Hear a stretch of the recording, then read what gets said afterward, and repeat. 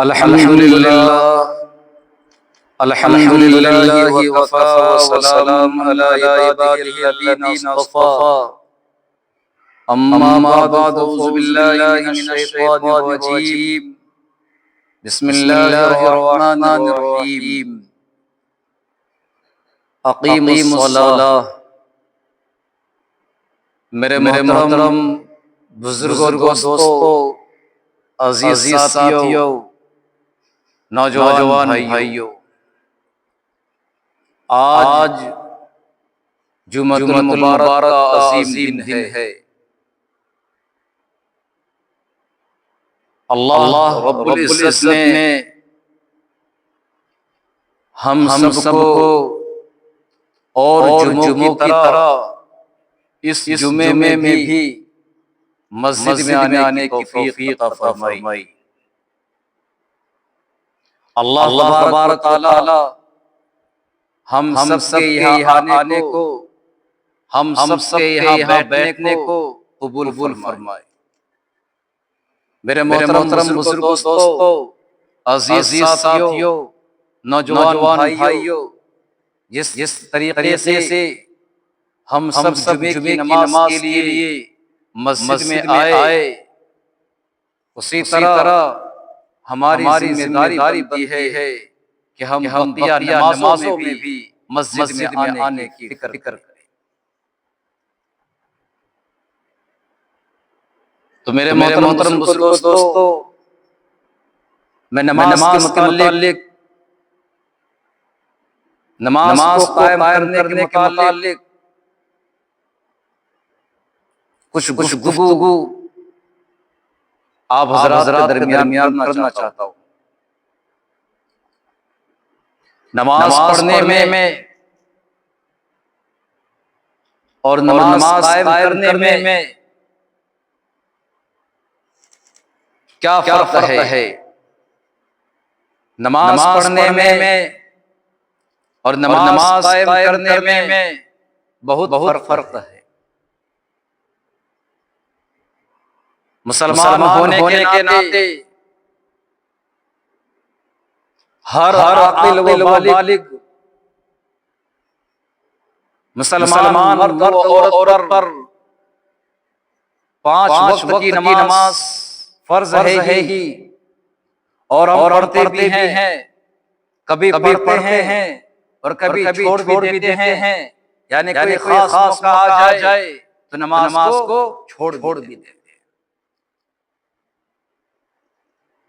यानी फुर्सत मिल गई तो पढ़ ली,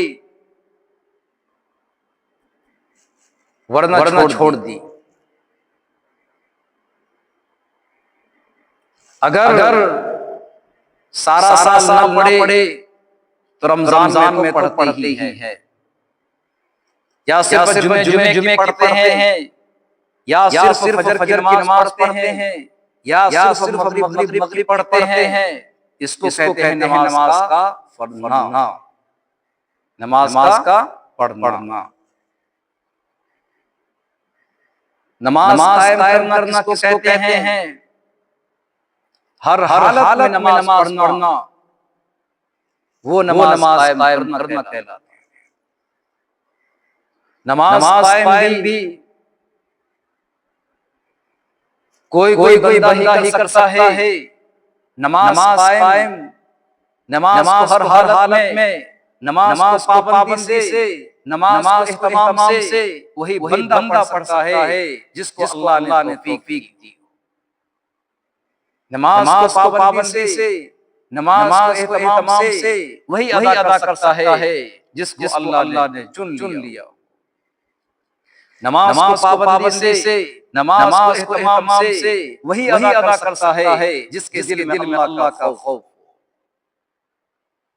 नमाज को पाबंदी से, नमाज को इहतमाम से वही बंदा अदा करता है जिसके दिल में अल्लाह से मिलने का शौक हो। नमाज को पाबंदी से, नमाज को इहतमाम से वही बंदा अदा करता है जिसके दिल में रोज़े महशर का खौफ हो। नमाज को पाबंदी से, नमाज को इहतमाम से वही बंदा अदा करता है जिसके दिल में आखिरत की फिक्र हो, कब्र के अज़ाब की फिक्र हो, जहन्नम के अज़ाब की फिक्र है, वही नमाज को कायम कर सकता है। नमाज को पाबंदी से एहतमाम से वही बंदा अदा कर सकता है जो ये जानता हो कुर्रतु ऐनी फी सलाह, नमाज मेरी आंखों, नमाज मेरे नबी जनाब मुहम्मद रसूलुल्लाह सल्लल्लाहु अलैहि वसल्लम की आंखों की ठंडक थी। मेरे मोहतरम बुजुर्गों, दोस्तों, नमाज को कायम करने वाला फिर हर हालत में नमाज को पढ़ता है। वो चाहे तंदुरुस्त हो या बीमार, वो चाहे अमीर हो या गरीब, वो चाहे मर्द हो या औरत, वो चाहे आलिम हो या जाहिल, वो चाहे सफर में हो या हज़र में, वो चाहे घर में हो या घर से बाहर, वो चाहे शहर का रहने वाला हो या देहात का रहने वाला, वो चाहे किसी प्रोग्राम में हो, वो चाहे किसी फंक्शन में हो, वो चाहे किसी शादी ब्याह में हो, चाहे आंधी आए, तूफान आए, सर्दी हो या गर्मी, नमाज कायम करने वाला, नमाज को पाबंदी से अदा करने वाला, नमाज को किसी भी हालत में छोड़ नहीं सकता। नमाज पढ़े बगैर उसे चैन आना मुश्किल है।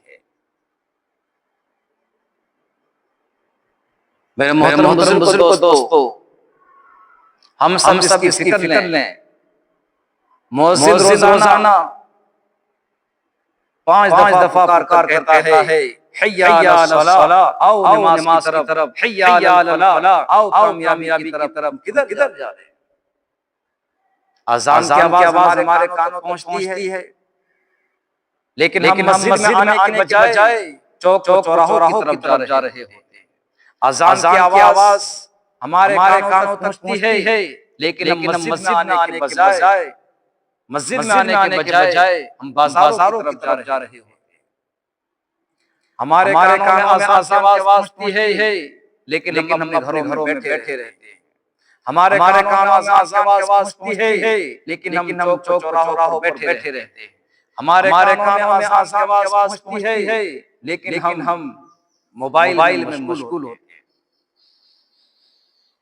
मेरे मोहतरम बुजुर्ग, दोस्तों, मोमिन की ये शान है कि अज़ान की आवाज उसकी कानों में जाए और वो नमाज को ना आए। हम सब इसकी फिक्र लें तो अल्लाह तबारक व तआला हम सबको इन सभी बातों पर अमल करने की तौफीक अता फरमाए।